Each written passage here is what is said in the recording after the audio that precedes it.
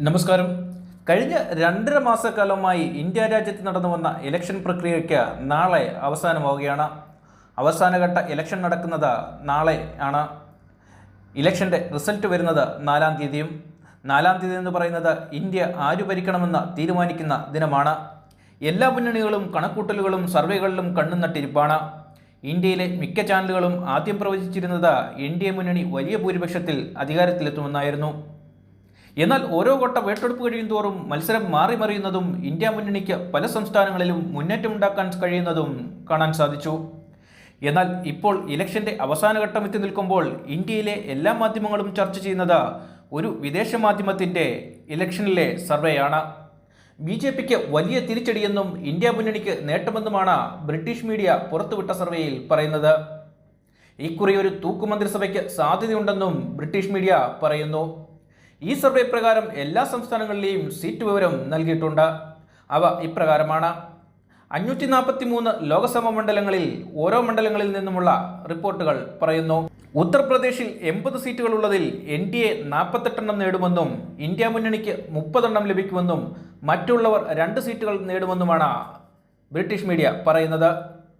ബീഹാറിൽ 40 സീറ്റുകളിൽ NDA 22 സീറ്റുകൾ നേടുകയും ഇന്ത്യ മുന്നണിക്ക് 18 സീറ്റുകൾ നേടാൻ സാധിക്കുമെന്നും പറയുന്നു. ജാർഖണ്ഡിൽ 14 സീറ്റുകളുള്ളതിൽ 9 സീറ്റുകൾ NDA നേടുമെന്നും 5 സീറ്റുകൾ ഇന്ത്യ മുന്നണിക്കുമെന്നും ബ്രിട്ടീഷ് മീഡിയ പറയുന്നു. ബംഗാളിൽ ശക്തമായ ത്രികോണ മത്സരം നടക്കുന്ന ബംഗാളിൽ 42 സീറ്റുകളിൽ 12 സീറ്റുകളിൽ മാത്രമേ BJPക്ക് ജയിക്കുവാൻ സാധിക്കുകയുള്ളൂ എന്നാണ് പറയുന്നത്. ഇന്ത്യ മുന്നണിക്ക് മൊത്തം 30 സീറ്റുകളാണ് ബ്രിട്ടീഷ് മാധ്യമം പറയുന്നത്. ഇതിൽ TMCയും കോൺഗ്രസും ഇടതുപക്ഷവും ഒന്നിച്ചു ചേർത്താണ് ബ്രിട്ടീഷ് മീഡിയ ഇന്ത്യ മുന്നണിയായി കണക്ക് കൂട്ടിയിരിക്കുന്നത്. ഒഡീഷയിൽ 21 സീറ്റുകളുള്ളതിൽ 7 സീറ്റുകൾ ഇന്ത്യയ്ക്കും 2 സീറ്റുകൾ ഇന്ത്യ മുന്നണിക്കും മറ്റുള്ളവർക്ക് 12 എന്നിങ്ങനെയാണ്. ആന്ധ്രയിൽ 25 സീറ്റിൽ 9 സീറ്റുകൾ ഇന്ത്യയ്ക്കും 1 സീറ്റ് ഇന്ത്യ മുന്നണിക്കും മറ്റുള്ളവർക്ക് 15 എന്നാണ്.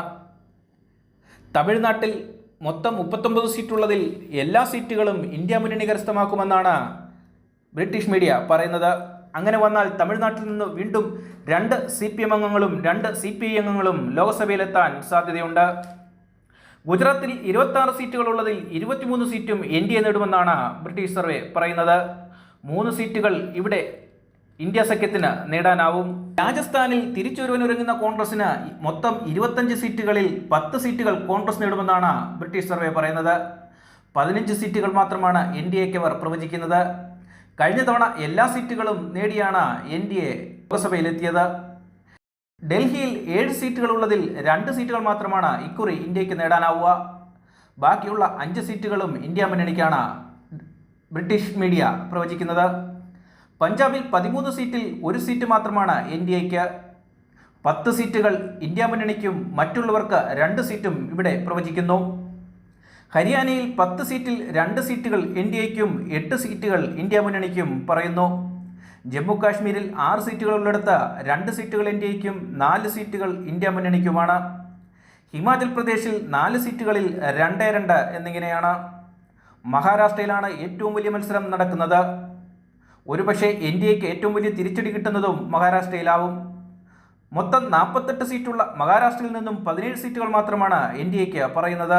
ബാക്കിയുള്ള 29 സീറ്റുകൾ ഇന്ത്യ മുന്നണിക്കും അതോടൊപ്പം 2 സീറ്റ് മറ്റുള്ളവർക്കുമെന്നാണ്.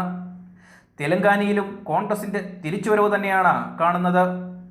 മൊത്തം 17 സീറ്റുള്ള ഇവിടെ 4 സീറ്റുകൾ മാത്രമാണ് NDAക്ക്. 10 സീറ്റുകൾ ഇന്ത്യ മുന്നണിക്കും 3 സീറ്റുകൾ മറ്റുള്ളവർക്കും പറയുന്നു.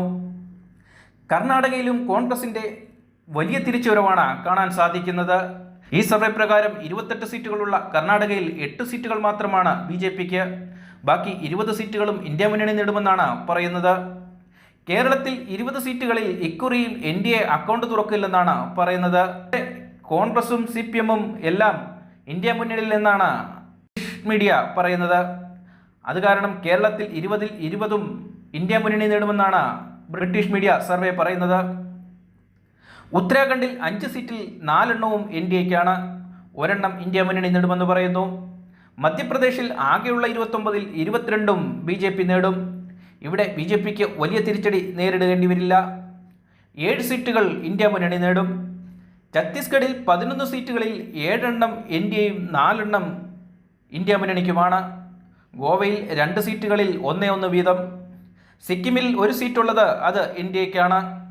അസമിൽ 14 സീറ്റുകളിൽ 8 ഇന്ത്യയ്ക്കും 6 ഇന്ത്യ മുന്നണിക്കുമാണ്. മേഘാലയയിൽ ആകെയുള്ള 2 സീറ്റുകളിൽ 1-1 എന്ന രീതിയിലാണ്. അരുണാചൽ പ്രദേശിൽ 2 സീറ്റുകളിലും 1-1 എന്ന രീതിയിലാണ്. നാഗാലാൻഡിൽ 1 സീറ്റുള്ളിടത്ത് അത് ഇന്ത്യ മുന്നണിക്കാണ്. മണിപ്പൂരിൽ 2 സീറ്റുകൾ ഉള്ളിടത്ത് 2 ഇന്ത്യ മുന്നണിക്കാണ്. മിസോറാമിലുള്ള 1 സീറ്റ് അതും ഇന്ത്യ മുന്നണിക്കാണ് ബ്രിട്ടീഷ് മീഡിയ പ്രവചിക്കുന്നത്. ത്രിപുരയാണ് CPM-ന്റെ തിരിച്ചുവരവിന് മറ്റൊരു വേദിയാകുന്ന സംസ്ഥാനം. ഇവിടെ 2 സീറ്റുകളിൽ 1 സീറ്റ് എൻ ഡി എയും 1 സീറ്റ് ഇന്ത്യ മുന്നണിയും നേടുമെന്നാണ് പറയുന്നത്. ഈ 2 സീറ്റുകളിൽ ഒരിടത്ത് CPM-ഉം മറ്റൊരിടത്ത് കോൺഗ്രസുമാണ് ഇന്ത്യ മുന്നണിയിൽ മത്സരിച്ചത്. ഇതിൽ 1 സീറ്റ് മാത്രമാണ് ഇന്ത്യ മുന്നണിക്ക് ലഭിക്കുക. അങ്ങനെ വന്നാൽ അത് CPM-നാണോ കോൺഗ്രസിനാണോ എന്ന് കാത്തിരിക്കേണ്ടി വരും. കേന്ദ്രഭരണ പ്രദേശങ്ങളായ 6 മണ്ഡലങ്ങളിൽ 2 എൻ ഡി എക്കും 4 ഇന്ത്യ മുന്നണിക്കും പ്രവചിക്കുന്നു. മൊത്തത്തിൽ എൻ ഡി എക്ക് 231 സീറ്റുകളും ഇന്ത്യ സഖ്യത്തിന് 276 സീറ്റുകളും പ്രവചിക്കുന്നു. മറ്റുള്ളവർ 36 സീറ്റുകളാണ്. ഒരു തൂക്കുമന്ത്രിസഭയാണ് വരുന്നതെങ്കിൽ ഈ 36 സീറ്റുകൾ വളരെ നിർണായകമാവും. എന്തായാലും ബ്രിട്ടീഷ് മീഡിയയിലെ ഈ സർവേ എല്ലാവരും ഇപ്പോൾ ചർച്ച ചെയ്തുകൊണ്ടിരിക്കുകയാണ്.